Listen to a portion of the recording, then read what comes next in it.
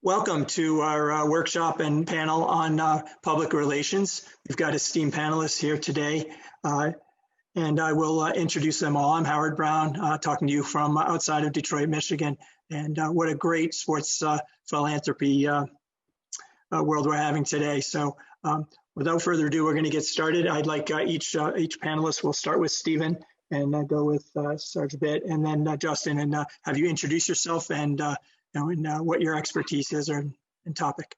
So Stephen, I'd like for you to go first. Hi, everybody. My name is Steve Delson. I'm the president of a one-person strategic communications firm called Delson Strategies.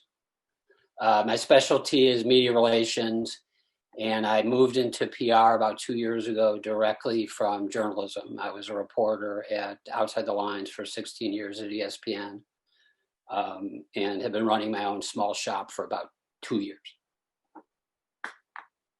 Thank you. Sergeant. Hey, hi everyone. My name is, you can call me Saab. My name is Saab Singh. I am a full-time a professor of sport management at Farmingdale State College in New York. I live in New York City. The college is on Long Island, and worked with, as a consultant, before I was a professor, as a consultant, worked with a lot of companies of all sizes. So PR came into, our discussion from a business strategy standpoint. So I have that experience. But with respect to the panel, I think the reason I'm on it is I've been publishing a newsletter and blog for the past 8 years called Sports Doing Good, and have worked with a lot of sports companies and organizations and nonprofits about getting their message out. And I just, the whole idea behind Sports Doing Good was to serve as another platform to expand upon the reach of what these great organizations are doing. So I'm a little bit more on the end part versus as opposed to maybe the strategy, though I have some thoughts on it. So that's my background. Thanks. Excellent. Justin.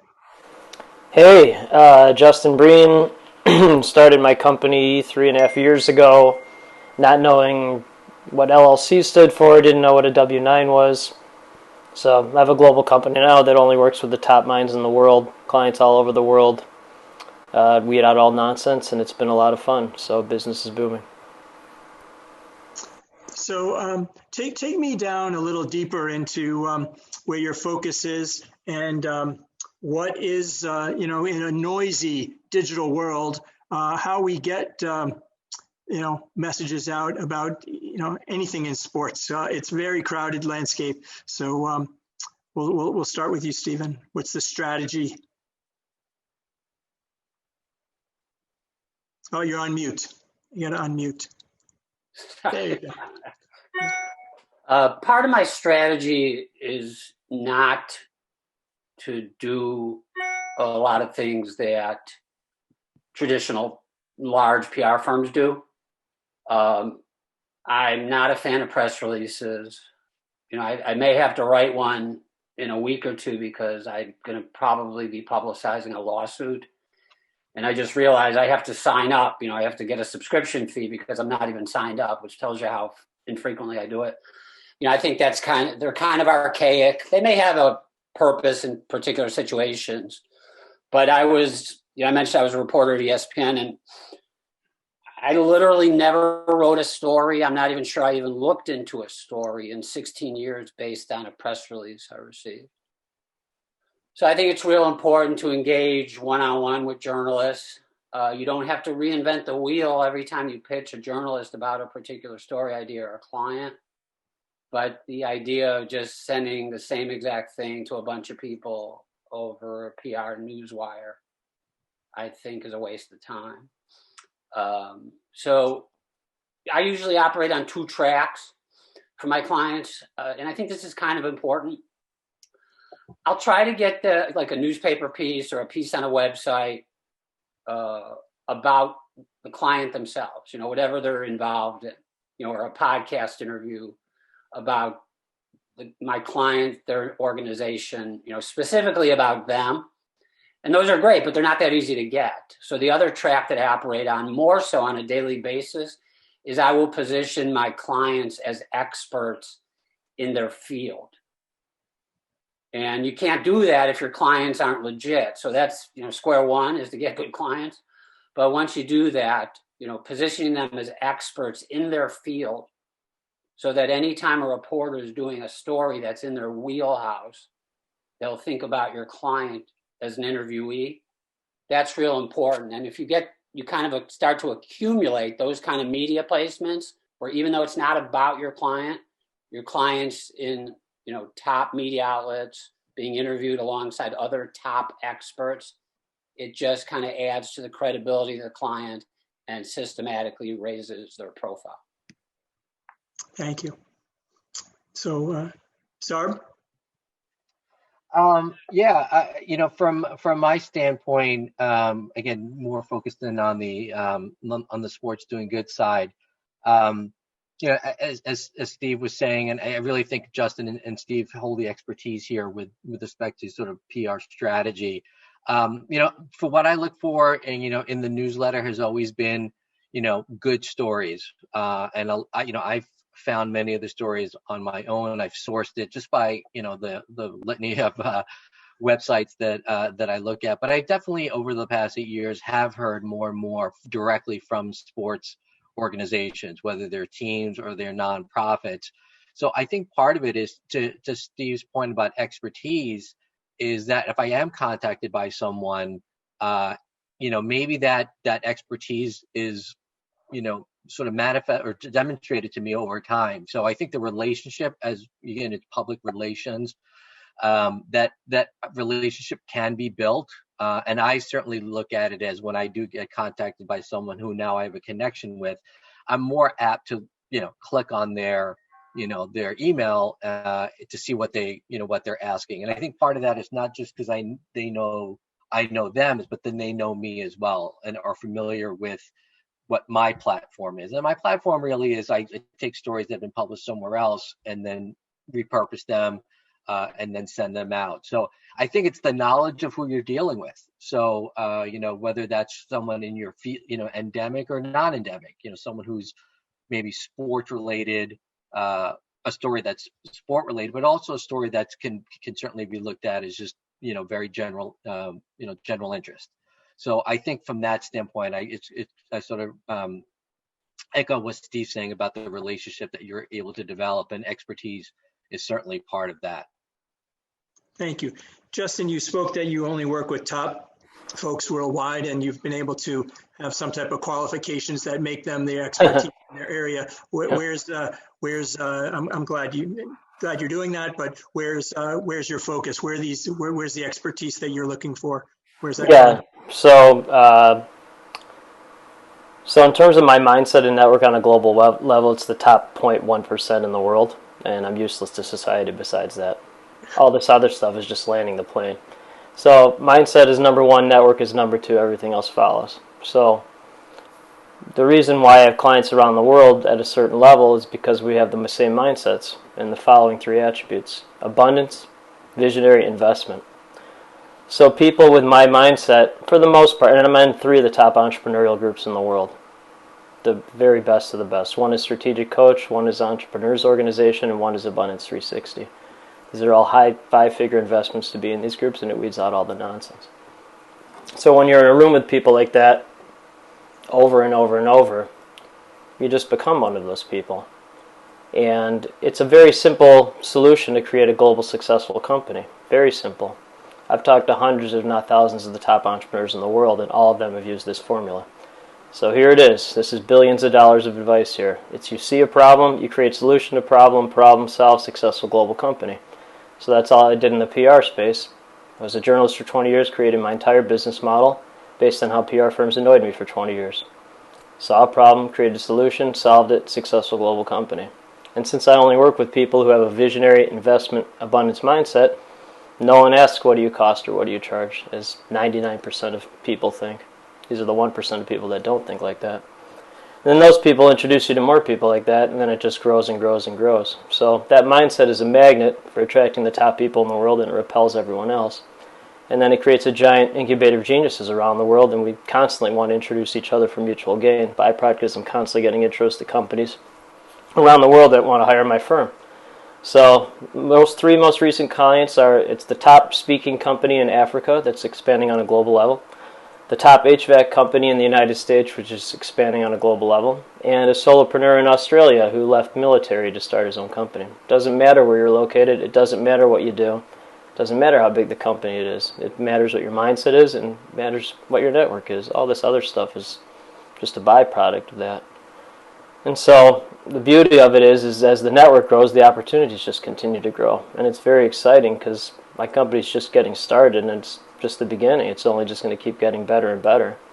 And it's very exciting for me, and I'm very, very, very blessed to have this strange brain that has, created this global company, and it's only going to keep getting better and better. Well, thank you for that. I'm a tech entrepreneur, but I heard the old adage, and I'd like you to comment on this, all of you, that there's good PR, bad PR, and no PR. So, what in this world of where we live in, some type of people want to get into the lives of these athletes and programs and dig up the dirt compared to the inspirational stories. I was just on 2 panels on abuse and on disabilities that were very inspiring and good work. Where do we draw the line? I'd love your commentary on that, and we'll go around the horn again. So Stephen, you'll start. Well, there's definitely bad PR. I don't do crisis work. I have turned down about 5 to 7 crisis-related clients because I don't think everybody who's in a crisis is evil, not even close. But the people that came to me, I didn't want to be associated with. And I'm not super judgy, so that can give you a little bit of an idea of who came to me. And I think they knew that I had been an investigative reporter, and so I knew my way around an investigation, which I do, but I wasn't interested. And so I avoid situations. I don't spin ever under any circumstances. I refuse to do it. If somebody's looking for a PR firm that'll spin for them, I'm not their person. For me, it's pretty black and white. Work with quality clients who you're proud to be associated with. Don't spin reporters ever under any circumstances. Don't see reporters as the enemy. We don't need to get political, but this idea that reporters are the enemy of the people is absurd, in my opinion. I think they're a huge watchdog in society and a very, very important part of a democracy. So I'm just really, really scrupulous about not working with clients who I have to, defend. And regardless of my client, I will not lie to a reporter ever. And another big thing is I tell my clients what I actually think and not what I think they want to hear. In terms of engaging with reporters, I do think you have to, if somebody's doing a story, I think 99% of the time it's a mistake to not engage with the journalist who's doing it. They're going to do the piece either way. And if you engage, you may be able to give them some facts, some context, some point of view that they otherwise wouldn't have. And so I think, no comment is almost always a mistake. If anything, when I was a reporter and, we were doing a piece and somebody just wouldn't talk to us, somebody who I was investigating, I might dig in even more because I felt, maybe they really do have something to hide here. So I think, you can't be afraid of reporters. And that's a big mistake for some PR people, I think, is, they sit in an office, they send out a bunch of press releases, they don't really engage with journalists. And in my view, that's not the way to get the job done. Appreciate that. Sarb? Yeah, actually, just want to set a question for later. Actually, I want to follow up with Justin because I do want to know those things that annoyed him for 20 years. But on my end, again, it's different from the perspective that Steve was talking about. What I'm doing is I'm not generating original content from a story. So I'm not, people don't come to me and say, hey, would you publish this about X? The model has been it's been 350 issues that I've done, is if you've been published somewhere, then it'll give me a chance to look at it. I can link to it and put it out. So the model has been very consistent, over that time. I have been contacted by folks saying that, hey, I'm doing something, and say they don't have a story about it yet. My advice to them would be, to create a story, again, and if it's working with folks like Steve or Justin, get that story together. And whether you're going to self-publish, at at your website, in your news section, or you have your own blog, that allows me then to take that and then put it into Sports Doing Good. So I more specify the process, that I go through in trying to identify stories and then including them.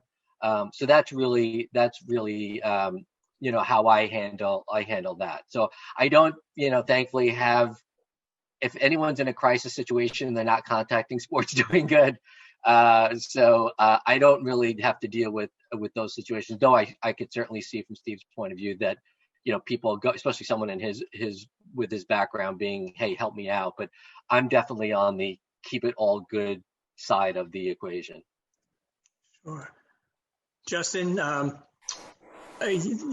good PR, bad PR, no PR. Where's your guidance to your elite clientele? Yeah, so what annoyed me for 20 years is every single day as a journalist, you receive hundreds of press releases from people you don't know, and the press releases are completely useless. They don't serve the journalist, they serve the client. So my firm created a bulletproof solution to that. That's very effective. And so, again, I was a journalist. I'm an entrepreneur who happens to be a journalist. There's a very big difference between an entrepreneur who happens to be a journalist and a journalist who happens to be a journalist and just a PR person. There's a very big difference. So Steve is an early entrepreneur who happens to be a journalist. He's figuring out how to be an entrepreneur after being a journalist. I'm a little further along than him, but he'll get there. So the stories I did as a journalist were the ones that ended the newscast, the positive ones that people actually remembered. I never understood if it bleeds, it leads. I've never understood that. So those are the only stories my firm does. No crisis communications, nothing negative. And so people with my mindset at the entrepreneurial level I'm at, again, I've talked to thousands of these types of people. They're usually aliens within their own family. No one in their family understands them. They're usually aliens within their own community. No one in their community understands them. I grew up in the North Shore of Chicago, which is one of the most entitled areas on earth, yet one of the most cost-conscious, cheap, penny-pinching areas on earth, and I've never felt like that. I'm all about global growth, investment. So, and then people at our level were also aliens within our own verticals. So I was one of the very few journalists that didn't like if it bleeds, it leads. Like the positive stories. Never. So you just have to find your tribe, and my tribe is all these visionary wackadoos around the world. And once you find them, they just want to introduce you to more people like that. So hard to find at first, but then 2 becomes 4, 4 becomes 8, 8 becomes 40,000, and then it just keeps growing and growing. So that's really the truth behind all this. All this landing the plane stuff is just a byproduct of it, but it's finding the right people with the right mindset that's the most important thing. And I'll continue to say that because that's what really matters. This discussion's fine, but what really matters is mindset and network. Sure, it does. One of the things that how has the public relations landscape changed, and where should it be heading into the future? As I said, we all live in very noisy digital lives now. These cell phones are glued to our hip and are glowing all the time. Where do you see where do you see that going? Let me answer this one because Sure. Because so I wrote an international best-selling book. I'm in the media 3 to 5 times a week myself. Okay. And so I see this from a first-hand perspective and a client perspective. So the biggest pleasant surprise I've seen in media landscape, and I say this during media interviews all the time, this is no secret, but I say it all the time. So the biggest surprise I've seen is that podcasts are essentially replacing mainstream media in terms of relevance and importance. And there's three reasons why. So I've seen this from a first-hand perspective, being on all these podcasts, and from a client perspective. One, the host is almost always an entrepreneur. It's not a journalist. An entrepreneur is going to be asking questions that a regular journalist will never be able to ask because they don't think like entrepreneurs. Two, you can do a deep dive on the subject matter, so you really get to know them and you get to know the host. It's not a 5-minute drive-by interview on TV or a 10-minute interview on radio. You really get to know the people. Three, which is by far the most important, is the audience, although not as quantified, is far more qualified. A regular person's not going to listen to two visionary wackadoos talk about changing the world. But visionary wackadoo will, and usually visionary wackadoos are the ones that can invest millions of dollars or become clients.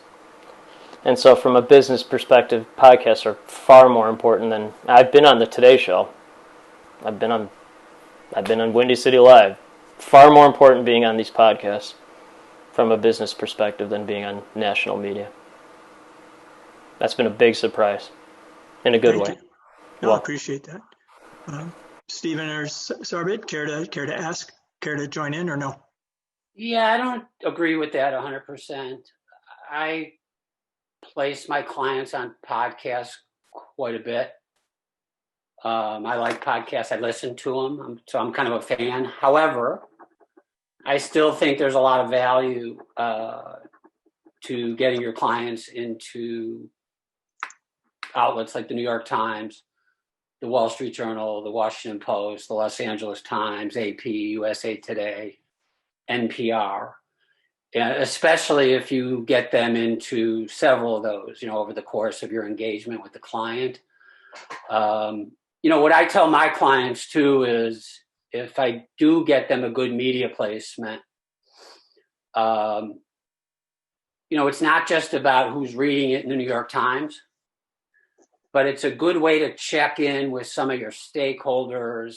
If you're a nonprofit, say, and you're talking to people about possibly being donors and you haven't checked back in with them for a while, it's a pretty organic way to check back in and say, hey, just checking in and wanted to let you know, we were in this New York Times piece the other day. One of my clients is a nonprofit that focuses on the challenges facing the U.S. workforce, both right now and post-pandemic. And one of their executives is an expert on veterans and employment. And I connected her with a really good reporter at the New York Times who covers veterans. And between the two of them, they kind of cooked up a story for the New York Times about, military medics coming back into the civilian workforce and working in the healthcare system. It was a really good story, and it ran on a Sunday. Our client was kind of the lead voice. And, it was exciting for the client. It's nice to be in the Sunday New York Times and a big, important piece. But I know that they also use that piece a lot to connect with their board of directors, et cetera, et cetera. So I hear what Justin's saying. I like the Bloomberg podcasts. I think are real good sometimes. And he's right. Podcasts are definitely important and growing. Local news, unfortunately, to a degree, I think is shrinking. But I still think those big national media outlets are good places to get your clients when you can. And it's not easy. I've had a fair amount of success, knock on wood, and I'm going to continue to pursue those kind of media outlets. Yeah, so here's what you said, the most important thing you said. So being in these for the most part, it's at these big levels, is just an ego thing. But what you said that's the most important thing is how you leverage it. Being in media is fine. It's how you leverage that. That's the real value to it. It's how you put it on your social media platforms or how you send it in your email newsletter. That's the value of it. And again, so I'm a futurist, so I see things 5-10 years in the future. And again, the people at my level, they're all like that. So this is what's happening, is these mainstream media outlets, as they dwindle and start to go in terms of less importance, they're still relevant now. Eventually they will not be. It will be podcasts because of those 3 reasons that I said before. The people at my level don't read the New York Times. They are listening to these podcasts because they don't want the noise. They want to get to their audience, their people, their tribe. And they actually don't go to mainstream media at all. At the highest level of thinking, they don't. And I run a PR firm. They don't even turn on the news, and I rarely do as well, because it's all just noise, and it's designed to. It's just designed to distract from the main objective. So, podcasts they will be, replacing mainstream media in the decades to come, and that's where it is now. That's where it's going. So it's going to be an interesting transition, and then it'll be interesting to see what replaces podcasts. I'm very excited to see what's next. I was talking to a huge company that essentially is creating like short audio snippets, similar to how YouTube could be a funnel to Netflix. This would be short audio snippets to funnel into longer form podcasts, because then college students people don't have to put on makeup to do a YouTube clip. They can just do a quick podcast. They can do a quick audio clip. And so this company, people are investing 8, 9, 10 figures into this. So that's where it's heading, is podcasts in short and long form. And it'll be interesting to see how that evolves. Yeah, I would add one thing. A lot of these big media outlets have podcasts too. It's not like they're operating in the 50s. So I'm going to have to disagree about the importance of mainstream media moving forward. ESPN is a media giant. I get my clients on there a lot. It's important to my clients. They have podcasts too, but I don't think you can make a blanket statement that places like the Wall Street Journal or New York Times or, Fox Business are going away anytime soon. But we can agree to disagree on that. Well, the thing is that, one, I don't believe in the word competition, even though I just said it. It's all collaboration. So there's so much business to go around. It's endless. There's endless abundance opportunities right now. And so just because people disagree doesn't mean anything. Whatever. It's fine. But it's all collaboration. And you find the people with the right mindset, and those are the people that you work with. You find your tribe. So it's fine. So I want to I think that's a couple points that came out as far as defining your audience. Again, different interest groups. So if you're a nonprofit with a cause and you're looking at fundraising versus selling a product or merchandise or gaining awareness to sign a campaign or something like that, it really depends. You need to define that a little more detailed. For some of the folks that are going to see this in later reviews, if you were getting into this field of PR, what are some of the key things that you'd want them to focus on? Is it still journalism? Is it much more now geared toward digital podcasting and being able to have those skill sets? What if you're going to encourage young people to get into the field of media relations? What's some advice for them? I'll start with you, Sarb. Okay, I think maybe I'm the least qualified to answer this, since I'm not in that world. I mean, I can just tell you from the standpoint of what I've been dealing with in doing the newsletter, but also as if I think back to when I was a consultant as well, and what we kind of looked for in dealing with in trying to get PR for our clients. And I think it involves both of which what Justin mentioned and Steve mentioned. I mean, I think there are things about credibility. So being in the New York Times, I used to work with a lot of startup and emerging companies, and that credibility that comes, at least apparent credibility. I'm not saying absolute, but apparent credibility that comes through saying that, oh, this company or this person was covered in the New York Times, or maybe something more endemic, in Inc. magazine or something like that. They look for that, and so those opportunities, I don't think, should be overlooked. I think they are there. And then, yeah, I mean, if you have opportunities, say when it was 20 years ago, getting on a website was a big deal 25 years ago, and we're seeing a lot of activity with respect to podcasts. So I would say to someone, again, not coming from that world, but who's looking to get into public relations, to at least be what I think is a valued advisor, is to certainly understand the different trends that are going on with respect to media relations, and then hopefully have a voice that advises someone in a way that makes them comfortable, whether it's long form, short form podcast, whatever it may be. Well, the reason I was going to is because you're a professor of young minds. I'm calling you next, Justin, is that the amount of influencers, and we're talking about sports, but you can talk about Hollywood stars as well, and or expertise in other fields. So if you have 20 million followers on Instagram, or you've actually put out a TikTok video that's being now followed, you have influence. And so I do think that what I was looking at is that in the old days when I went to school, it was the Abrams Selectric typewriter. Today, it's actually your cell phone and actually being able to actually do a very fairly competent, video and with photos and with messaging and things like that. That's really where it's heading. So, Justin? Yeah, so I've been the University of Illinois College of Media Journalism Chair, Alumni Board Journalism Chair for about 15 years. So I mentor, help students, journalism and PR folks get jobs, trying to figure it out. And I just put in the chat, if anyone wants to look at it, Inc. magazine allowed me to publish a column about how I built a global company working with only top people in the world. And so... Oh, thank you.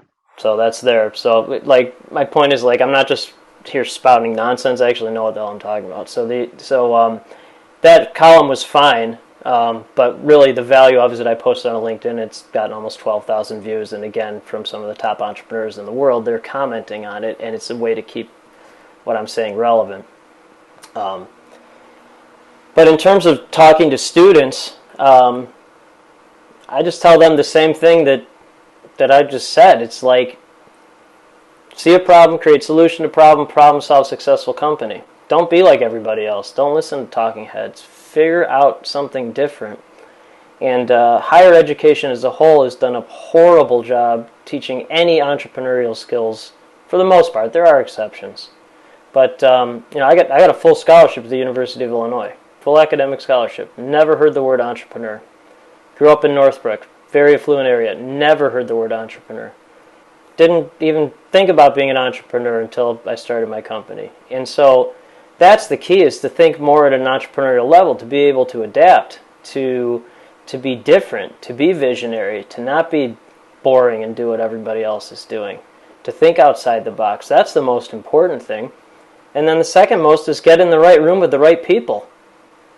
Be different. Find the top people and listen to them. Because when you're with those type of people, you will become one of them.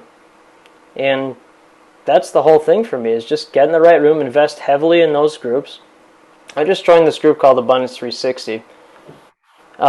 It's led by Peter Diamandis. He started X Prize, so that's the company that did private spacecraft travel. And so people like Elon Musk are in this group.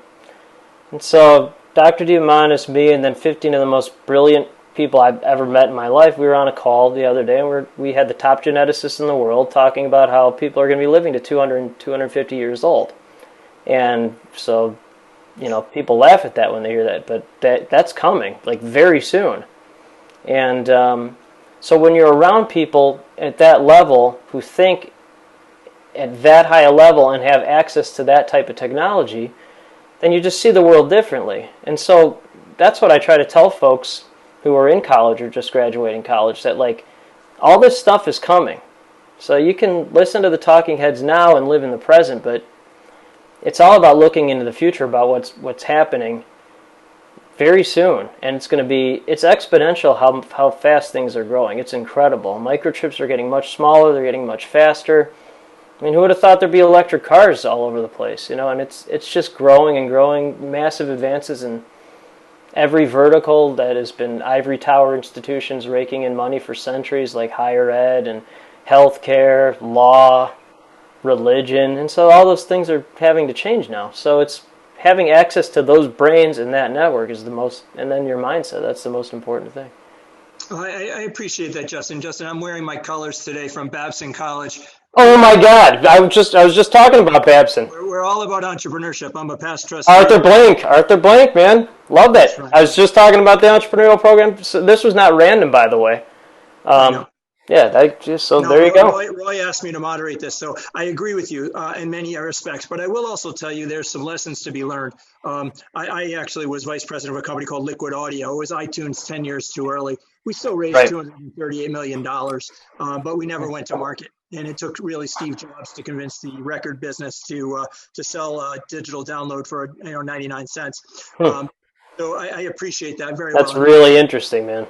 I am coaching. I coach a lot of startups, and then we were just on a panel with the pop presentations this morning of people trying to get really good ideas out into the market, and they need help. Not everyone can step in and cold call Arthur Blank and ask him, right? I'd love to be on those discussions, man. That would be really interesting. Well, we'll connect.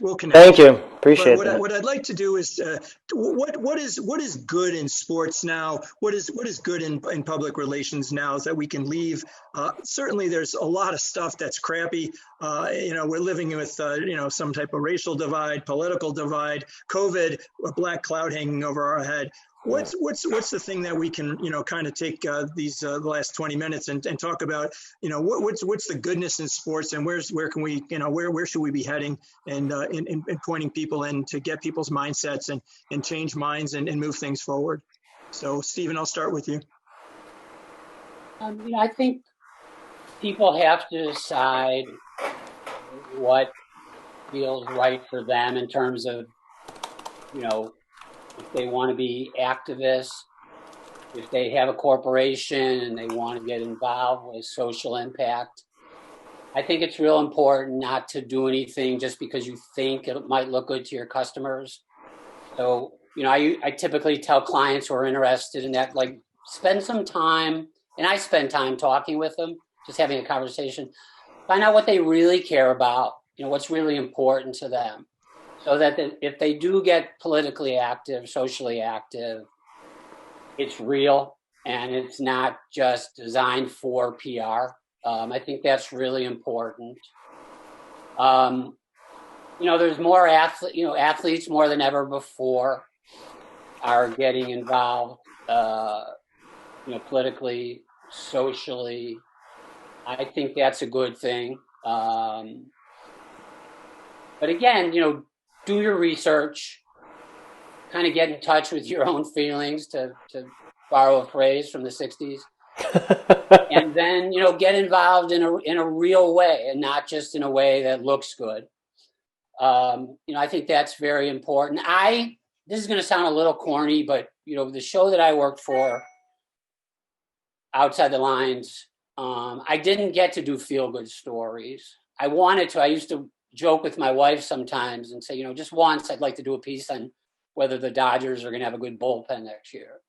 And I never was able to do any of those. It was always, typically, not always, but a lot of investigative work. But sometimes we would shame institutions into doing the right thing, or give a sexual assault survivor a voice when she felt maybe nobody else was listening to her. And so I used to get a lot of gratification or getting maybe a dangerous product out of sports. I used to get a lot of gratification from doing stories that actually had a positive impact on society. And they didn't all. Some were just interesting stories, hopefully, but some actually did make a difference and made some change. And I decided when I moved into public relations, I wanted to do the same thing whenever possible. So I've had 3 or 4 clients that are socially relevant. 2 years from now, if that's all I'm doing is helping people in sports do good, that's going to be perfect. I would love that to be my sweet spot. So I think, rightly or wrongly, people pay a tremendous amount of attention in this country to the sports world. And so there are people that can have a voice. And, one example is right now, a lot of athletes and some schools are promoting people voting. and that's a good thing, whether you're Republican or Democrat or independent. Let's get out and vote. And so that seems to be the issue of the moment. Obviously, there's an election in a week. It makes sense. But I think sports can do a tremendous amount of good. And I hope that the sports industry as a whole continues to move in that direction. Thank you. Sarb? You're on mute. Unmute. Sorry about that. I actually want to answer this current question and actually just refer back to the last question quickly when you were asking about, with advising young people or people who looking to get into that field. And I think there's that overlap. It's to a point that Justin made. And I've said this to students. And again, I would love to see the students I deal with be thinking more like entrepreneurs.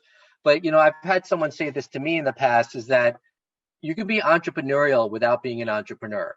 And so I don't want, the idea of, oh my God, because it is intimidating. I respect everything that Steve's doing and Justin's doing. It's a lot to take on and create something on your own. Yep. So, some people just, for whatever their circumstances are, may not think that's for me. But if you want to get a job in sport or in any field, if you can be creative, if you can be innovative, that we advise our students to do. Come with something different, because if your answer to a company's job ad is, yeah, I can do that. Well, a lot of people are going to say, I can do that. What can you do above and beyond that? So that's just with respect to kind of what we advise our students. I'll tell you, in the 8 years that I've done the newsletter, I've never longed for stories. I probably Right. 15 or 20 stories every time. It's now every 2 weeks that I do the newsletter. So to these guys' point, there's a lot of good stuff out there. And I am very much inclusive in terms of what I include in the newsletter. So it's definitely the charity stuff. It's definitely the philanthropy, but it will be about, voting rights. It will be, I think last newsletter, I included a story about Hyper Ice and how much money they raised, in their last round of funding. Because I think that's something with, from a sports doing good standpoint, if you could come up with a product that is going to help the average athlete, the pro athlete, to recover better and feel better, to me, that's a good thing. And so I'm going to include that in the newsletter. So with respect to, entrepreneurship as a topic of interest, resilience, Yep. as Steve was saying, there's more and more athletes than ever before. People that maybe you didn't think about as athletes, whether you like esports or not, there's some good things going on there. And then more opportunities. And absolutely. So as those things develop, I think the trend is, and I think, Steve, you should feel comfortable. I think there's a good chance everyone you're going to be dealing with is going to be something positive related, because I just think there's a real need for that. And I think there's a hunger for that. And I think, and it gets to Justin's point, solving a problem is a good thing. Yes. You solve a problem, there's a good chance I'll put you in the newsletter. Listen, I tell you that the fact that the NFL has Crucial Catch or Stand Up for Cancer, or they're being cause related, never in my lifetime did I think that players' jerseys would actually have statements of vote or hope or Black Lives Matter ever. And I think we've come a long way, and there's longer ways to go, but we are making some forward progress, and that's encouraging. What I'd like to do is to go around and tell me kind of where your priorities are and what's your focus as far as moving forward. Who wants to start? I'll start. Okay. So, man, you guys just said a lot of good stuff. Wow. So one, I was an intrapreneur for 20 years. That's an entrepreneurial mind employee. They didn't know what to do with me because they didn't know what to do with me. I was never meant to be an employee. So again, I've talked to hundreds, thousands of top entrepreneurs in the world. If you cannot handle all of them, not some, all of them have dealt with at least one of these four things. So if you can't handle these things, don't become an entrepreneur. That's why most people can't become entrepreneurs. 1, possible bankruptcy. 2, overwhelming depression. 3, the highest level of anxiety you can possibly imagine. 4, likely and or possible traumatic experience as a child or young adult. I have not met one top entrepreneur who's not had at least one of those. So that's why most people can't do this. They can't handle that. And that's fine. The world needs more integrators anyway. If we had a world just full of visionaries, nothing would get done. So you need people to integrate and follow through on the visionary. You need people to land the plane while people like me are flying the plane. That's great. So I was a sports editor for 15 years. Interviewed, top athletes. I've had professional athletes as clients. I'm talking to a former NHL player tomorrow. Here's what's really interesting about sports and the top level of entrepreneurship. At the highest level, the top athletes, the top entertainers, top musicians, top singers, there is no difference in the mindset of those folks than the top entrepreneurs. No difference. You have to put yourself in such a place and be able to overcome and eliminate all noise, distractions, whatever problems that you've dealt with. You just have to power through that, whether it's pushing a bobsled, whether it's, getting told 1,000 times you didn't. I reached out to 5,000 people to get my first 5 clients, 1 out of 1,000 yeses. If you're not willing to do that, then don't do this. That's fine. You can be an entrepreneur. That's fine. But I think the future is that, my 10-year vision, which I'm working on, is to connect every visionary, investment, abundance mindset person in the world. And again, the people I interact with, not only is that possible, but I know it's going to happen because I'm doing that already now. And then it'll just keep growing. There's no limit to it. And so when you have an abundance, visionary, investment mindset, then there are no limits. There is no noise. And it just happens. And so when you talk like this, Howard, you and I'm just very excited to talk to you after this, Howard, because you understand. I do. And yeah, people like you get it. And that's what I'm really excited about. Well, we'll take a deeper dive off channel here. Stephen, where do you see yourself going, continuing on, and what's the future look like? I want to continue to grow my business, but my single biggest priority is to do a good job for my current clients. And when I'm looking at my day or my week, that's the priority by far. I've gotten in the habit of working on Sundays, which I'm not thrilled about, but I will typically from about maybe 8:30 in the morning till maybe 12:30 in the afternoon do business development on Sunday mornings. And I kind of like it. When I say business development, I'll play around on LinkedIn, I'll do research, I'll write emails to people, but I won't hit send because I don't want to bother them on a weekend. But I like that because it's quiet. My email box is pretty quiet on Sunday. It's a good time to focus. But I'm a real firm believer that doing good work is the best way to get more clients. I have a paragraph that I will put in my emails a lot of times to potential clients, and it just rattles off the meetings I've gotten my clients interviewed, and in some cases how many times. Like it might say New York Times and in parentheses 6 times. I like to send that to people, and it includes podcasts, Justin. I like to send that to people because there's no way to kind of misinterpret it. It's concrete evidence that I know how to raise my clients' profiles. So I'm kind of, I want to grow my business, have my current clients feel good about what we're doing together. I get a big kick out of seeing them get to where they want to go. That's huge. It's actually one of the things about PR that I like. I never thought about going into PR in my life, honestly, until I got let go at ESPN, layoff with 100 people in one day. And I had actually won a journalism award on a Tuesday and got let go on a Wednesday. Right, that's entrepreneur life, dude. Yeah. Talk about depression. Okay. I had my job salary cut in half. Whatever. Entrepreneur life. But my point is, that's when I first started thinking about adapting and doing something else. And so one of the things I like about PR, I like feeling needed. I don't know what that says about me psychologically. And I do enjoy seeing one of my clients said to me before COVID, are we still going to be relevant in a couple of months with everybody's focus on COVID. And I said, this was about 3 months ago, and I said, yeah, you're going to be more relevant than ever, because they help people figure out what to do with their careers.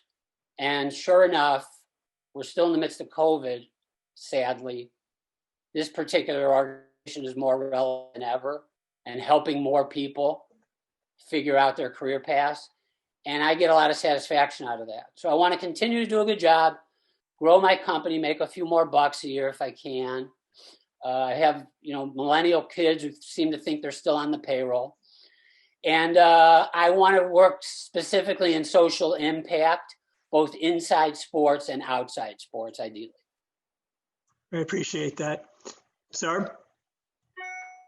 A couple of different sort of avenues, I think, to answer your question. I have a couple of different. One is from the standpoint of doing the Sports Doing Good newsletter, and then also as in my role as a professor, chairperson of the department. I would love for Sports Doing Good to continue to grow. Look, 100% honest. I mean, to Justin's points, I do think I'm probably more entrepreneurial than an entrepreneur. I think Sports Doing Good could and should be bigger than it is. I really have done it as a labor of love. I mean, imagine, what you're working on is just finding good stories. So, I mean, from a sort of mindset, a peace of mind standpoint, yeah, there's a lot of shit in the world, and I get to look for good stories, and I see them. So from that standpoint, it's very, very personal in terms of what I get out of it. But it's certainly the feedback I get from folks is they want to see these types of stories. So my hope is, continue to grow it. Podcast is definitely is a consideration. I've had a few people say that, what I do is perfect for a podcast. Take one of the 10 or 15 stories and go deep dive into it, which is, I think, perfect. So that'd be really interesting, dude. People would listen to that.